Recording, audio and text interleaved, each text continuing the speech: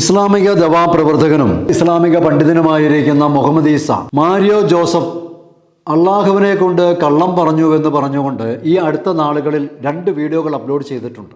അതിൽ അദ്ദേഹം അവകാശപ്പെടുന്നത് അള്ളാഹു എന്ന് പറയുന്നത് ഏകസത്യ ദൈവത്തിന് കൊടുക്കുന്ന പേരാണ്.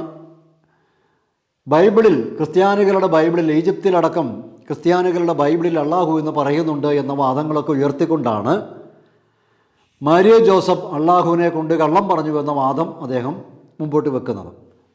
അദ്ദേഹത്തിൻ്റെ വാദങ്ങളിലെ വളരെ പ്രധാനപ്പെട്ട വാദഗതികളൊന്ന് കേൾക്കാം. അദ്ദേഹത്തിന്റെ വീഡിയോയിൽ അദ്ദേഹം പ്രധാനമായി പറയുന്ന ഒരു കാര്യം, പ്രവാചകന്റെ ഗോത്രമായ ഖുറൈശി ഗോത്രത്തില് അവിടുത്തെ ദേവാലയമായ കഅബാലയത്തില് 360ഓളം വിഗ്രഹങ്ങൾ ഉണ്ടായിരുന്നു. ആ 360 വിഗ്രഹങ്ങളിലെ ഏറ്റവും ചീഫ് ആയിട്ടുള്ള വിഗ്രഹമായ അല്ലാത്ത എന്ന് പറയുന്ന ആ വിഗ്രഹമാണ് പരിശുദ്ധ ഖുർആനിൽ പറയുന്ന അള്ളാഹു. രണ്ടാമത് അദ്ദേഹം പറയുന്നു, ഈ വിഗ്രഹങ്ങളെ കുറിച്ച് പരിശുദ്ധ ഖുർആനിലും പറയുന്നുണ്ട്. അദ്ദേഹം പറയുന്നത് ഒരു പേര് അല്ലാത്ത, അൽ ഉനാസ, അൽ മസ. അതിൽ ഏറ്റവും പ്രധാനപ്പെട്ട ചില വിഗ്രഹത്തിന്റെ ദൈവത്തിന്റെ പേരൊക്കെ ഖുർആനിൽ പോലും പറഞ്ഞിട്ടുണ്ട്. അല്ലാത്ത, അൽ ഉനാസ, അൽ മസ, ഇങ്ങനെ കുറെ ദൈവങ്ങൾ ഉണ്ടായി. അദ്ദേഹം ഈ അളവ് പറയുന്നതുകൊണ്ടാണെന്ന് തോന്നുന്നു അദ്ദേഹത്തിന്റെ വാക്കുകളിൽ ധാരാളം പിഴവുകൾ സംഭവിക്കുകയാണ്. യഥാർത്ഥത്തിൽ പരിശുദ്ധ ഖുർആനിൽ കാണുന്നത് അഫ്രായിതുമുൽ ലാത്ത വൽ ഉസ്സ വ മനാത്ത സാലിസത്തുൽ ഉഖ്റ. അവർ ലാത്തയെ കുറിച്ചും ഉനാസയെ കുറിച്ചിട്ടല്ല, ഉസ്സയെ കുറിച്ചും അവർ ചിന്തിക്കുന്നില്ലേ, മൂന്നാമനായുള്ള മനാത്തയെ കുറിച്ചും മസ്സയെ കുറിച്ചിട്ടല്ല. പരിശുദ്ധ ഖുർആനിൽ പറയപ്പെട്ട ഈ വിഗ്രഹങ്ങളിൽപ്പെട്ട ഈ ലാത്ത തന്നെയാണ് യഥാർത്ഥത്തിൽ അള്ളാഹു. അതിന് അദ്ദേഹത്തിന്റെ ലോജിക് എന്ന് പറയുന്നത്, ലാത്ത എന്ന് എഴുതുന്നത് അലിഫ് ലാം ലാം തായാണ്. ആ തായ്ക്ക് പകരം ഹ ചേർക്കുമ്പോൾ അള്ളാഹു എന്ന് വരുന്നു. അതുകൊണ്ട് അദ്ദേഹം പറയുന്നത് അല്ലാത്തയും അള്ളാഹുവും ഒന്നു തന്നെയാണ്. ഇതാണ് അദ്ദേഹം മാരിയോ ജോസഫ് പറഞ്ഞു എന്ന് പറയുന്ന ഒരാരോപണം. ഇനി മുമ്പോട്ട് മാരിയോ ജോസഫിന് മറുപടി പറഞ്ഞു പോകുമ്പോൾ അദ്ദേഹം ഉയർത്തുന്ന വാദഗതികൾ കൂടി നമുക്കൊന്ന് കേൾക്കാം.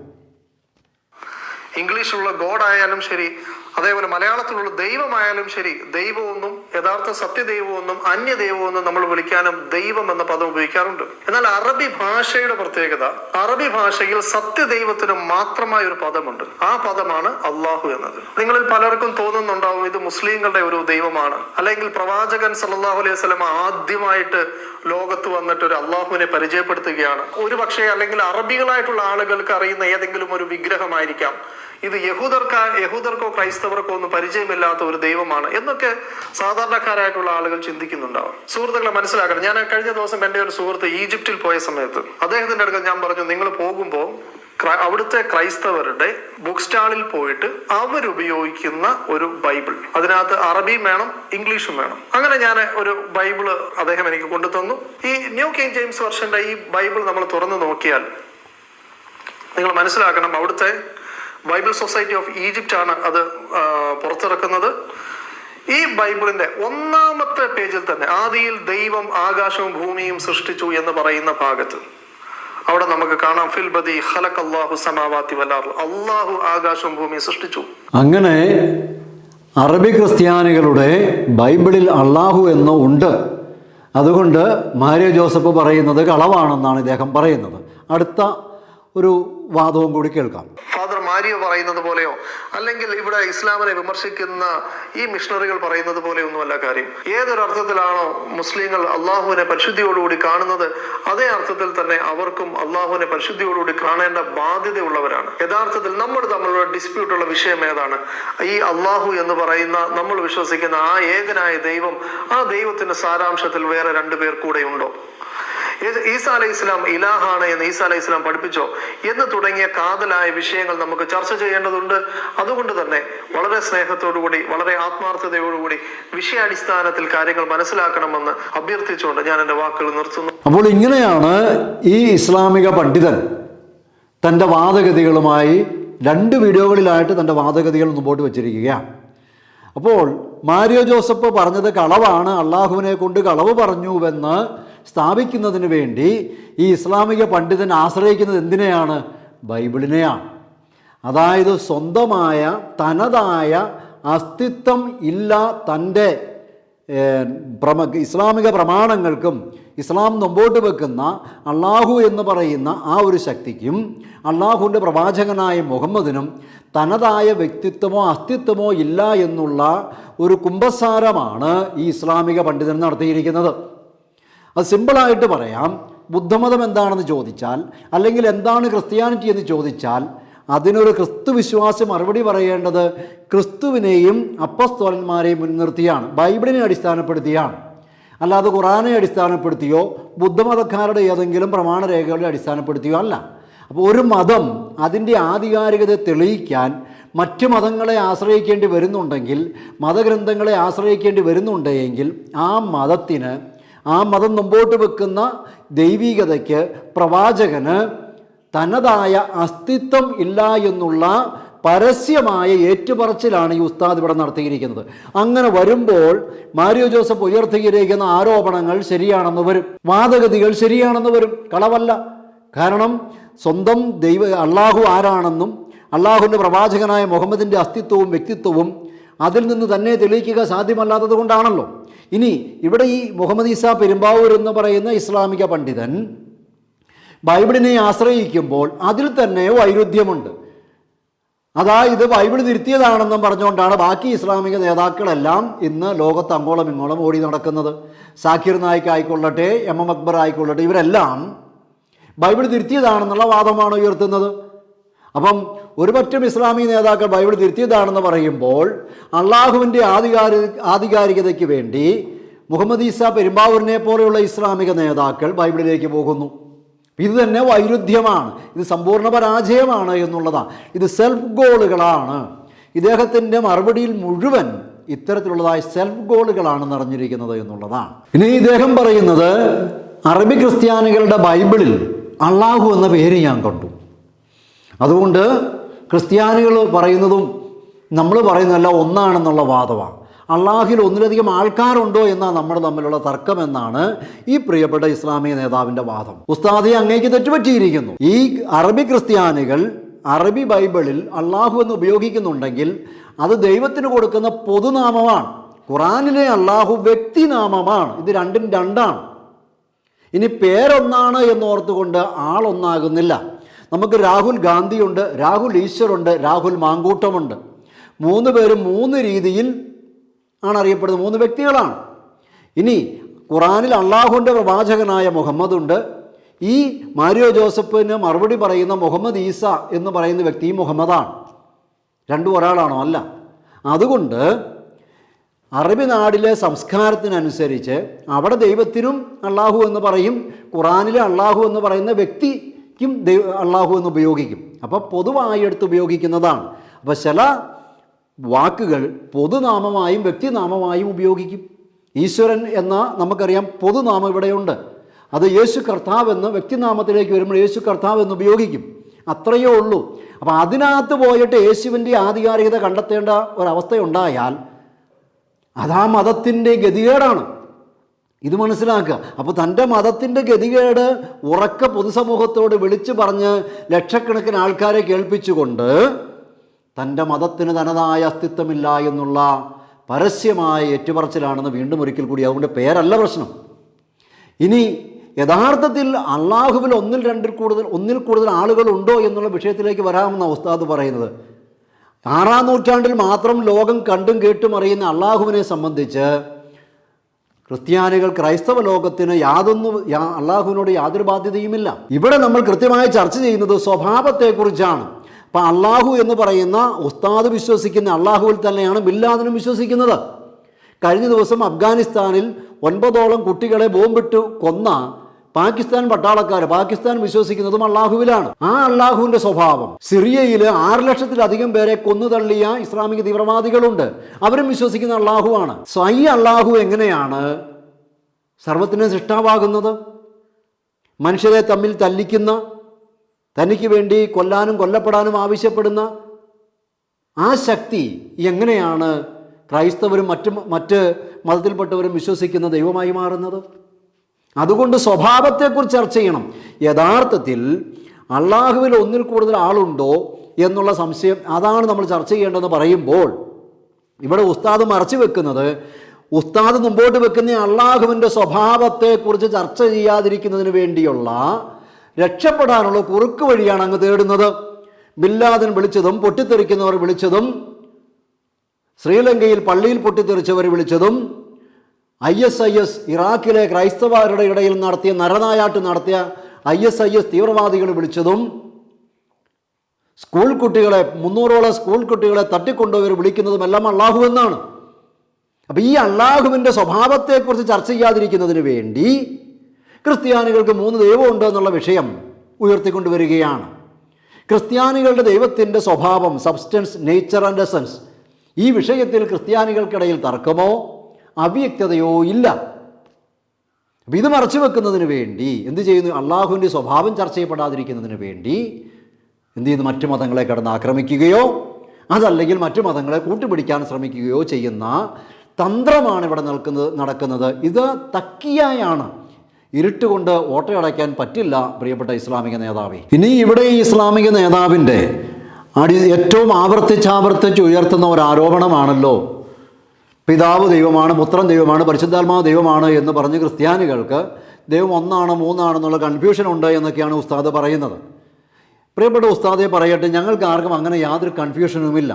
കാരണം ഈ ട്രിനിറ്റി എന്ന് പറയുന്നത് ഇല്ല എന്ന് പറഞ്ഞത് ആരാ? മുഹമ്മദാണ്. അല്ലാഹുവിൻ്റെ മുഹമ്മദിൻ്റെ പ്രത്യേകത എന്താണ്? അത് അങ്ങ് ഖുർആൻ ഒന്ന് വായിക്കണം. ഖുർആൻ പല ആവർത്തി പറയുന്നു, മരിച്ച് വിധികാത്ത് കഴിയുന്നവനും നന്മ തിന്മകളാൽ പരീക്ഷിക്കപ്പെട്ടവനുമാണ് ആര്? അള്ളാഹുവിൻ്റെ പ്രവാചകനായ മുഹമ്മദ്. അപ്പോൾ നന്മ തിന്മകളാൽ പരീക്ഷിക്കപ്പെടുകയും മരിച്ച് വിധികാത്ത് കഴിയുകയും ചെയ്യുന്ന മുഹമ്മദ് എന്ന് പറയുന്ന ഖുർആൻ പരിചയപ്പെടുത്തുന്ന മുഹമ്മദ് എങ്ങനെയാണ് മരണമില്ലാത്ത ദൈവത്തെക്കുറിച്ച് പഠിപ്പിക്കുക? അതുകൊണ്ട് പിതാവായ ദൈവമുണ്ട് എന്നും സകലത്തിൻ്റെ സൃഷ്ടാവ് നിങ്ങളുടെ പിതാവാണെന്നും ഞാൻ നിങ്ങൾക്ക് രക്ഷകനും കർത്താവാണ് എന്നും ദൈവത്തിങ്കിലേക്കുള്ള ഏക മാർഗം ഞാനാണ് എന്നും എന്നിലൂടെ അല്ലാതെ ആരും പിതാവിങ്കിലേക്ക് പോകുന്നില്ല എന്നും ഞാൻ പിതാവിൽ നിന്ന് വന്ന് തിരിച്ച് പിതാവിങ്കിലേക്ക് പോകുന്നുവെന്നും ഞാനും പിതാവും ഒന്നാണ് എന്നും എന്നിൽ വസിക്കുന്ന പിതാവ് തൻ്റെ പ്രവർത്തികൾ ചെയ്യുകയാണ് എന്നും ക്രിസ്തു പഠിപ്പിച്ചു. അപ്പോൾ പിതാവുണ്ട് എന്ന് ക്രിസ്തു പഠിപ്പിച്ചു, താൻ രക്ഷകനും കർത്താവുമാണെന്ന് ക്രിസ്തു പഠിപ്പിച്ചു, പരിശുദ്ധാത്മാവുണ്ടെന്ന് ക്രിസ്തു പഠിപ്പിച്ചു. അപ്പോൾ ട്രിനിറ്റിയുടെ ആധികാരികത ക്രിസ്തുവിൻ്റെ ആധികാരികതയാണ് പ്രിയപ്പെട്ട ഉസ്താദെ.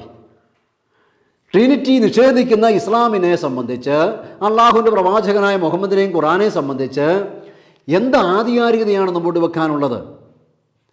കൃത്യമായും ഖുറാൻ 21-ന്റെ 34-35 വാക്യങ്ങൾ അനുസരിച്ചും 3-ാം അധ്യായത്തിൻ്റെ 185-ാമത്തെ വാക്യമനുസരിച്ചും 39-ന്റെ 30 അനുസരിച്ചും മറ്റനേക വാക്യങ്ങളുണ്ട്. നന്മ തിന്മകളാൽ പരീക്ഷിക്കപ്പെട്ട് അന്തിവിധി കാത്ത് കഴിയുന്നവനാണ് ആര്? മുഹമ്മദ് എന്ന് പഠിപ്പിക്കുന്നു. ആ മുഹമ്മദാണ് ട്രിനിറ്റി ഇല്ല എന്ന് പറഞ്ഞു എന്ന് ഖുർആൻ പറയുന്നതും ഉസ്താദ് അവകാശപ്പെടുന്നതും. അതെങ്ങനെയാണ് ശരിയാകുന്നത്? അതെങ്ങനെയാണ് വ്യക്തിപരമാകുന്നത്? അതുകൊണ്ട് രണ്ടാമത് ഇദ്ദേഹം മരിച്ച് വിധികാത്ത് കഴിയുകയാണ്. ഇനി നമുക്ക് ഈ ട്രിനിറ്റിയെക്കുറിച്ച് പറയുമ്പോൾ ട്രിനിറ്റി എന്ന് പറയുന്നത് റിവീൽഡ് ട്രൂത്താണ്, വെളിപ്പെടുത്തപ്പെട്ട സത്യമാണ്. പിതാവുണ്ട്, രക്ഷകനും കർത്താവുമായ യേശു ക്രിസ്തുവുണ്ട്, പരിശുദ്ധാത്മാവുണ്ട്. നമുക്ക് ക്രിസ്തുവിൽ വിശ്വസിക്കുന്നവരുടെ മേൽ പരിശുദ്ധാത്മാവ് വരികയും പരിശുദ്ധാത്മാവിൻ്റെ പ്രവർത്തനങ്ങൾ കാണപ്പെടുകയും ചെയ്യുന്നുണ്ട്. ധാരാളമായി നമുക്ക് കാണാൻ സാധിക്കുന്നുണ്ട് പരിശുദ്ധാത്മാവിൻ്റെ പ്രവർത്തനങ്ങൾ ചുറ്റുവട്ടങ്ങളിലും. അപ്പം പരിശുദ്ധാത്മാവുണ്ടെന്ന് ക്രിസ്തു പറയുക മാത്രമല്ല, അത് തെളിവായി വിശ്വസിക്കുന്നവരിൽ പരിശുദ്ധാത്മാവിൻ്റെ പ്രവർത്തനങ്ങൾ കാണപ്പെടുന്നു. അതുകൊണ്ടാണല്ലോ വെറും 2.3% വരുന്ന ക്രൈസ്തവരുടെ സംഭാവനയെക്കുറിച്ച് ഇന്ത്യൻ പ്രധാനമന്ത്രി തന്നെ പറഞ്ഞത്. വെറും 2.3% വരുന്ന ക്രൈസ്തവരുടെ സംഭാവനയെക്കുറിച്ച്. അതെവിടെയാണ്? അതാണ് ക്രിസ്തുവിൽ വിശ്വസിക്കുന്നവരിൽ പരിശുദ്ധാത്മാവ് വരുന്നതിൻ്റെ അടയാളമാണ്. ഇനി ക്രിസ്തുവിനെ സംബന്ധിച്ച് ക്രിസ്തുവിൽ വിശ്വസിക്കുമ്പോൾ ആ നാട്ടിലുണ്ടാകുന്ന മാറ്റം, ഒരു പള്ളി, ഒരു ആരാധനാലയം വന്നാൽ അതിനോട് ചേർന്ന് ജാതിമത വ്യത്യാസമില്ലാതെ സ്കൂളുകളും കോളേജുകളും പോസ്റ്റ് ഓഫീസുകളും വില്ലേജും വ്യവസായമായ മാറ്റങ്ങളും കാർഷികമായ അഭിവൃദ്ധിയും എല്ലാം ഉണ്ടാകും. ഇറാഖിലെ നിനേവയൊക്കെ നോക്ക്, ക്രൈസ്തവർ സമ്പൽ സമൃദ്ധമാക്കി മാറ്റി. ISISന്റെ തേരോട്ടത്തിൽ അത് മുഴുവൻ നശിപ്പിച്ചു. അറബി നാടുകളെ ക്രൈസ്തവർ സമ്പന്ന രാഷ്ട്രമായിരുന്നു. അറബി നാടിൻ്റെ പാരീസ് എന്ന് വിളിക്കപ്പെട്ടതായിരുന്നു ലെബനോൻ. അതാരാണ്? ക്രിസ്തു വിശ്വാസികൾ പടുത്തുയർത്തിയതാണ്. ഇസ്ലാം കടന്നു വന്നപ്പോൾ എന്ത് ചെയ്തു? മുഴുവൻ നശിപ്പിച്ചു. അപ്പം ക്രിസ്തു എന്ന് പറയുന്ന ദൈവമാണെന്നുള്ള അടയാളമാണ്. എവിടെ ക്രിസ്തുവും ക്രിസ്ത്യാനിറ്റിയും ഉണ്ടോ അവിടെ ജനാധിപത്യവും വിദ്യാഭ്യാസവും വികസനവും മതേതരത്വവും ഉണ്ട് എന്നുള്ളതാണ്. അപ്പം ട്രിനിറ്റിയുടെ ആധികാരികത ക്രിസ്തുവിൻ്റെ ആധികാരികതയാണ് എന്നുള്ളതാണ്. അപ്പോസ്തലൻ പത്രോസ് അപ്പോസ്തലൻ വളരെ കൃത്യമായി പഠിപ്പിക്കുന്നു, ജീവിച്ചിരിക്കുന്നവരുടെയും മരിച്ചവരുടെയും വിധികർത്താവായി യേശു ക്രിസ്തുവിനെ നിയമിച്ചിരിക്കുന്നുവെന്ന് ലോകത്തോട് പ്രസംഗിക്കുവാനും സാക്ഷ്യപ്പെടുത്തുവാനും ഞങ്ങൾക്ക് കൽപ്പന കിട്ടിയിരിക്കുന്നു. വീണ്ടും വളരെ കൃത്യമായി യോഹന്നാൻ അപ്പോസ്തലനിലൂടെ ക്രിസ്തു പഠിപ്പിക്കുന്നു, ഞാൻ മനുഷ്യപുത്രനാകയാൽ വിധി എന്നെ ഏൽപ്പിച്ചിരിക്കുന്നു. അപ്പം അതുകൊണ്ട് യേശു കർത്താവാണ്. എല്ലാ ലേഖനങ്ങളും ആരംഭിക്കുന്നത് നമ്മുടെ കർത്താവായ യേശു ക്രിസ്തുവിൽ നിന്നും പിതാവായ ദൈവത്തിൽ നിന്ന് നിങ്ങൾക്ക് കൃപയും സമാധാനവും. ഇവിടെ യാതൊരു കൺഫ്യൂഷനുമില്ല ഉസ്താദേ, ഒരു കൺഫ്യൂഷനുമില്ല. എല്ലാ ലേഖനങ്ങളും എടുത്ത് വയ്ക്കുക. അപ്പോസ്തലന്മാരാണല്ലോ ക്രിസ്തുവിനെ കൃത്യമായി പരിചയപ്പെടുത്തി നൽകിയത്. എല്ലാ ലേഖനങ്ങളും ആരംഭിക്കുന്നത് നമ്മുടെ കർത്താവായ യേശു ക്രിസ്തുവിൽ നിന്നും, നമ്മുടെ രക്ഷകനായ യേശു ക്രിസ്തുവിൽ നിന്നും, അല്ലെങ്കിൽ നമ്മുടെ കർത്താവിൻ്റെ രക്ഷകനുമായ യേശു ക്രിസ്തുവിൽ നിന്നും പിതാവായ ദൈവത്തിൽ നിന്നും നിങ്ങൾ കൃപയും സമാധാനവും. അതുകൊണ്ട് ട്രിനിറ്റി റിവീൽഡ് ട്രൂത്താണ്, വിശ്വസനീയമായ സത്യമാണ്, വെളിപ്പെടുത്തപ്പെട്ട സത്യമാണ്, അനുഭവിക്കാൻ കഴിയുന്ന സത്യമാണ്. റിവീൽഡ്, എക്സ്പീരിയൻസ്ഡ് ആൻഡ് ബിലീവ്, വിശ്വസിക്കാൻ സാധിക്കുന്ന സത്യമാണ് ട്രിനിറ്റി എന്നുള്ള കാര്യം ബൈബിൾ കൃത്യമായി പഠിപ്പിക്കുന്നു. പിന്നെ ട്രിനിറ്റിയെ സംബന്ധിച്ച് സഭകൾ തമ്മിൽ നടക്കുന്നതാണ് പഠനമാണ്, അതൊരു തിയോളജിയാണ്. ഇപ്പം നമുക്കറിയാം പൊതുവായ വെള്ളം എന്താണെന്ന് ചോദിച്ചാൽ എല്ലാവർക്കും അറിയാം വെള്ളത്തെക്കുറിച്ച്. പക്ഷെ വെള്ളത്തെ സംബന്ധിച്ച് പഠനമോ അത് ശാസ്ത്രജ്ഞന്മാർക്കേ അറിയത്തുള്ളൂ. സൂര്യൻ പൊതുവായിട്ട് അറിയാം എന്താണ്, സൂര്യനെക്കുറിച്ചുള്ള പഠനമോ അത് ശാസ്ത്രജ്ഞന്മാർക്കേ അറിയത്തുള്ളൂ. എന്ന് പറഞ്ഞതുപോലെ ട്രിനിറ്റി ആയിക്കോട്ടെ ക്രിസ്റ്റോളജി ആയിക്കൊള്ളട്ടെ അതൊരു പഠനമായി വിവിധ സഭകൾ ഏറ്റെടുത്ത് പോരുന്നുണ്ട്. കാരണം മനുഷ്യന് ബുദ്ധി നൽകിയിട്ടുണ്ട്, അവൻ അന്വേഷിക്കും. വെളിപ്പെടുത്തപ്പെട്ട സത്യങ്ങളെക്കുറിച്ച്, ക്രിസ്തുവിൽ പൂർത്തിയായ സത്യങ്ങളെക്കുറിച്ച് മനുഷ്യൻ ശാസ്ത്രീയമായ നേട്ടങ്ങളും അന്വേഷണങ്ങളും നടത്തുന്ന പോലെ തന്നെ ബൗദ്ധികമായ അന്വേഷണങ്ങളും നടത്തും. അതിനെ എടുത്തിട്ട് ഇവിടെ എന്തോ കൺഫ്യൂഷൻ ഉണ്ടെന്ന് വരുത്തി തീർത്തുകൊണ്ട് അള്ളാഹുവിൻ്റെ സ്വഭാവം മറ്റുള്ളവർ അറിയാതിരിക്കാൻ നടത്തുന്ന ഈ നാടകം മുമ്പോട്ട് പോവുകയില്ല. കാരണം അള്ളാഹു ആരാണെന്ന് പാകിസ്ഥാനും ബംഗ്ലാദേശും യമനും കൃത്യമായി നമ്മെ പഠിപ്പിക്കുന്നു. സിറിയയും ലെബനോനും നമ്മുടെ മുമ്പിലുണ്ട്, ഇറാൻ നമ്മുടെ മുമ്പിലുണ്ട്. എവിടെ അള്ളാഹു ഉണ്ടോ അവിടെ എന്താണ് നടക്കുന്നതിന് തെളിവുണ്ട്. അപ്പോൾ പറയും UAEയും സൗദിയും ഒക്കെ പറയും അവിടെ ഇസ്ലാമിനെ കൃത്യമായും റിലീജിയനാക്കി നിലനിർത്തുകയാണ്. പൊളിറ്റിക്കൽ ഇസ്ലാമിനെ റിലീജിയനാക്കി മാറ്റാൻ കപ്പാസിറ്റിയുള്ള, പൊട്ടൻഷ്യലുള്ള, ആർജവത്വമുള്ള രാജാക്കന്മാർ ഭരിക്കുന്നത് കൊണ്ടാണ് സൗദിയിലും UAEയിലും ഒക്കെ മാറ്റം കാണുന്നത്. അല്ലാത്ത ഇസ്ലാം അതിന് തനിമയിൽ ജീവിക്കാൻ അനുവദിക്കപ്പെട്ടിരിക്കുന്ന ശക്തമായ ഭരണാധികാരികളില്ലാത്ത പാകിസ്ഥാനിലും ബംഗ്ലാദേശിലും അഫ്ഗാനിസ്ഥാനിലും സിറിയയിലും ലെബനോനിലും എല്ലാം സംഭവിക്കുന്ന എന്താണ്? ഇറാനിലും ഇറാഖിലും ഒക്കെ സംഭവിക്കുന്ന എന്താണ്? അമേരിക്കയ്ക്ക് തുല്യമായ സൈനിക ശക്തികളും സാമ്പത്തിക ശക്തികളുമായിരുന്ന പേർഷ്യൻ സാമ്രാജ്യത്തിൻ്റെ സ്ഥിതി ആരാണ് പേർഷ്യ ഈ രീതിയിലേക്ക് ആക്കി തീർത്തത്? പൊളിറ്റിക്കൽ ഇസ്ലാമല്ലേ? ഇസ്ലാം കടന്നു ചെന്നതിന് ശേഷമല്ലേ ഈ ഗതികളിലേക്ക് അവരെത്തിയത്? അപ്പം അതുകൊണ്ട് ഈ ഗതികളിലേക്ക് അവരെ എത്തിച്ച ഇസ്ലാമിൻ്റെ സംഭാവനകൾ ലോകമറിയാതിരിക്കുന്നതിന് വേണ്ടി ക്രിസ്ത്യാനികൾക്ക് എന്തോ കൺഫ്യൂഷൻ ഉണ്ട് എന്ന് വരുത്തി തീർത്തുകൊണ്ട് ആത്മസംതൃപ്തി അടയാമെന്ന് മാത്രമേ ഉള്ളൂ. അതുവഴി അള്ളാഹുവിൻ്റെ ഖുർആൻ മുമ്പോട്ട് വെക്കുന്ന, ഉസ്താദ് മുമ്പോട്ട് വെക്കുന്ന അള്ളാഹുവിൻ്റെ സ്വഭാവം ചർച്ച ചെയ്യപ്പെടാതിരിക്കുകയില്ല. ഇനി പറയുന്ന അള്ളാഹുവിനെയും മുഹമ്മദിനെയും ഒക്കെ ആക്രമിക്കുന്നുവെന്ന് ഖുർആനിൽ പറയുന്ന കാര്യങ്ങൾ പറയുന്നതും ഇസ്ലാമിക രാഷ്ട്രങ്ങളിൽ നടക്കുന്ന കാര്യങ്ങൾ പറയുന്നതും എങ്ങനെയാണ് ആക്രമിക്കുന്നതാകുന്നത്? ഇനി ഉസ്താദിനെ സംബന്ധിച്ച് ഉസ്താദ് പറയുന്നു, ഖുർആനിൽ പറയുന്ന അള്ളാഹുവിൻ്റെ ആധികാരികതയെക്കുറിച്ച് പറയുന്നു. ഉസ്താദെ വളരെ സിമ്പിളായൊരു കാര്യം അങ്ങയോട് പറഞ്ഞു തരാം. 6-ാം നൂറ്റാണ്ടിന് ശേഷമാണല്ലോ അള്ളാഹു എന്ന് പറയുന്ന ഈ ശക്തിയെക്കുറിച്ച് ലോകം അറിയുന്നത്. ഈ 6-ാം നൂറ്റാണ്ടിൽ അള്ളാഹു വന്നിട്ട് ഖുർആൻ 9-ാം അധ്യായത്തിൻ്റെ 29-30 വാക്യങ്ങളിൽ പറയുന്നുണ്ട്, ക്രിസ്ത്യാനികൾ യേശുവിനെ കർത്താവായി രക്ഷകനായി ദൈവമായി സ്വീകരിച്ചിരിക്കുന്നു, അതുകൊണ്ട് അള്ളാഹു അവരെ ശപിച്ചിരിക്കുന്നു. അവരോട് നികുതി മേടിക്കണം. യേശുവിനെ രക്ഷകനും കർത്താവുമായി സ്വീകരിച്ചതിൻ്റെ പേരിൽ, യേശുവിനെ ദൈവമായി, യേശുവിൽ ദൈവത്വം കണ്ടതിൻ്റെ പേരിൽ, ആരോപിച്ചതിൻ്റെ പേരിൽ അവരിൽ നിന്ന് നികുതി മേടിക്കണം. അള്ളാഹു അവരെ ശപിച്ചിരിക്കുന്നു. ഖുർആൻ 1-ാം അധ്യായത്തിൽ അവിടെ കൃത്യമായി പറയുകയാണ്, ശപിക്കപ്പെട്ടത് അള്ളാഹുവിൻ്റെ കോപത്തിനിരയായത് എന്നതുകൊണ്ട് യഹൂദരെയും വഴിപിഴച്ചത് എന്നതുകൊണ്ട് ക്രിസ്ത്യാനികളെയുമാണ് ഉദ്ദേശിക്കുന്നതെന്ന് പറയുന്നു. അപ്പം അള്ളാഹുവിനെ സംബന്ധിച്ച് സൃഷ്ടാവല്ല എന്ന്, അതായത് ഉസ്താദ് മുമ്പോട്ട് വെക്കുന്ന അള്ളാഹു സൃഷ്ടാവല്ല എന്ന് മനസ്സിലാക്കാൻ വളരെ സിമ്പിളായ കാര്യം ഉസ്താദിനോട് പറഞ്ഞു തരാം. ബൈബിൾ ഹീബ്രുവിലും ലാറ്റിനിലും ഗ്രീക്കിലും 3 ഭാഷകളിലേക്ക് മിനിമം എഴുതപ്പെട്ട് കോടിക്കണക്കിന് ജനങ്ങൾ യേശുവിനെ കർത്താവായി സ്വീകരിക്കുന്നിടം വരെ നോക്കിയിരുന്ന ഒരു ശക്തിയാണ് ആര്? അള്ളാഹുവും അള്ളാഹുവിൻ്റെ പ്രവാചകനായ മുഹമ്മദും. ഈ കാര്യത്തിൽ ഉസ്താദിന് കൺഫ്യൂഷനൊന്നുമില്ലല്ലോ. അതായത് ആ കാലഘട്ടത്തിലെ ഏറ്റവും ഇന്നത്തെ ഇംഗ്ലീഷിൻ്റെ സ്ഥാനത്ത് അന്നുണ്ടായിരുന്നത് ഗ്രീക്ക് ഭാഷയാണ്. ഈ ഗ്രീക്കിലേക്ക് ബൈബിൾ തർജ്ജമ ചെയ്യപ്പെട്ടിരുന്നു, ലാറ്റിനിലേക്ക് തർജ്ജമ ചെയ്യപ്പെട്ടിരുന്നു, ഹീബ്രുവിൽ എഴുതപ്പെട്ടിരുന്നു. അപ്പോൾ ഈ 3 ഭാഷകളിൽ ബൈബിൾ എഴുതപ്പെടുകയും യേശുവിനെ കർത്താവും രക്ഷകനുമായി ജനങ്ങൾ സ്വീകരിക്കുന്നത് നോക്കിയിരുന്നു. എത്ര കാലം?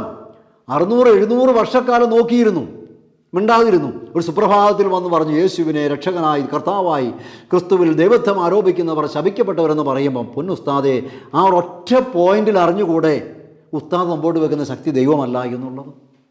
വളരെ സിമ്പിൾ ലോജിക്കല്ലേ? വേറെ എന്തെങ്കിലും തെളിവിൻ്റെ ആവശ്യമുണ്ടോ? ഇത്ര ശക്തമായ തെളിവാണ് നിങ്ങളുടെ ഖുർആൻ തന്നെ മുമ്പോട്ട് വെക്കുന്ന, നിങ്ങൾ മുമ്പോട്ട് വെക്കുന്ന വാദം പറയുന്നത് സൃഷ്ടാവായ ദൈവമല്ല എന്നുള്ളതിന്. ഇതെങ്കിലും മനസ്സിലാക്കിക്കൊണ്ട് സത്യത്തെ തേടുവാൻ ഖുർആനിലെ ഈ വൈരുദ്ധ്യങ്ങൾ. ഇനി മറ്റൊന്ന് ഉസ്താദെ ഓർക്കണം, ഇതെല്ലാം പറയുമ്പോഴും യഥാർത്ഥത്തിൽ മാരിയോ ജോസഫ് എന്ന് പറയുന്ന ആ സഹോദരൻ ഉയർത്തിയ ആരോപണത്തിന് നിങ്ങൾ മറുപടി പറഞ്ഞിട്ടില്ല. ആ ആരോപണം വെല്ലുവിളി ഏറ്റെടുക്കാൻ ഇസ്ലാമിക ലോകത്തിന് ഇന്നേ വരെ സാധിച്ചിട്ടില്ല. ഇന്ന് ഇസ്ലാമിക രാഷ്ട്രങ്ങളെല്ലാം പൊതുവെ അംഗീകരിക്കുന്ന സാഖിർ നായിക്കിനോട് ഒരു യുവാവ് ചോദിക്കുന്നുണ്ട്, വർഷങ്ങൾക്ക് മുമ്പ് ചോദ്യമാണ്. ജോൺ ഡമാസ്കസ് പിതാവ്